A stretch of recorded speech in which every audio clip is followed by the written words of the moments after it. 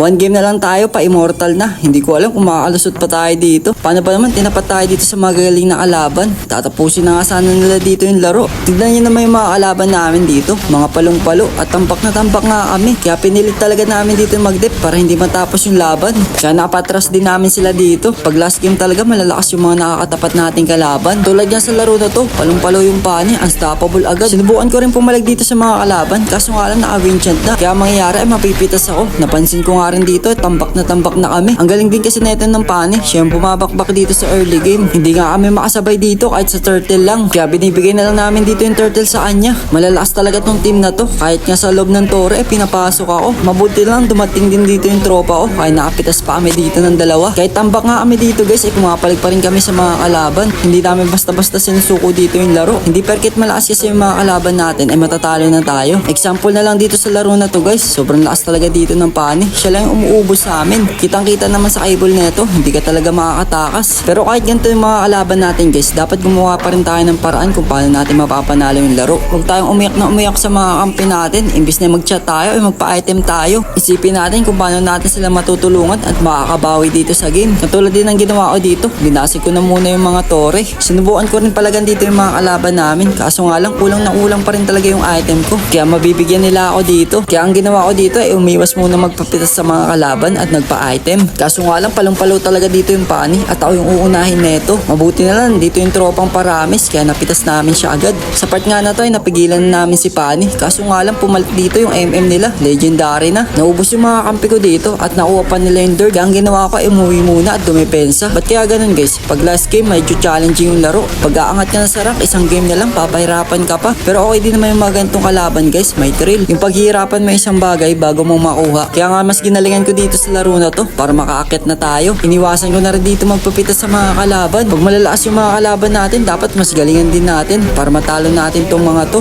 Katulad nga dito guys, dahil late game na to ay palag-palag na kami. Pinasok na namin yung mga kalaban dito sa loob ng tore at nag-ingat na rin ako dito na magkamali. Sa late game guys, ang pinaiwasan natin yung magkamali kasi sobrang tagal dito mag-respawn. Kaya wag na wag tayo magpapapitas sa mga kalaban. Katulad nga yung pani dito, napitas namin. Kaya ang mangyari ay makakalamang kami. Sa part na to, kami naman nakakuha ng Lord at napitas pa namin dito yung iba namin mga kalaban. At ito yung pinakahihintay ko dito, yung magkamali sila. May mga pagkakataon talaga maunahan tayong tumaba ng mga kalaban. Pero hindi ibig sabihin nun, natalo na tayo. Kailangan pa rin natin dumaban. Isipin natin palagi na kayang-kaya natin baliktarin yung laro. Katulad nga sa part na to, kung mapapansin nyo ay tampak na kami kanina. Pero dito sa part na to, kami na humahawak ng laro. Kami naman nga yung sumusugod dito sa mga kalaban namin. Bigla nga bumaliktad dito yung sitwasyon. Pero pag hawak nyo na yung kalamangan guys, huwag nyo na ipapabawi sa mga kalaban. Katulad nga ng ginawa namin dito, hindi na namin sila binigyan ng pagkakataon na madip pa yung laro. Kaya nga ang ginawa ko dito ay nilock tower ko na at dito na nagtapos yung laban.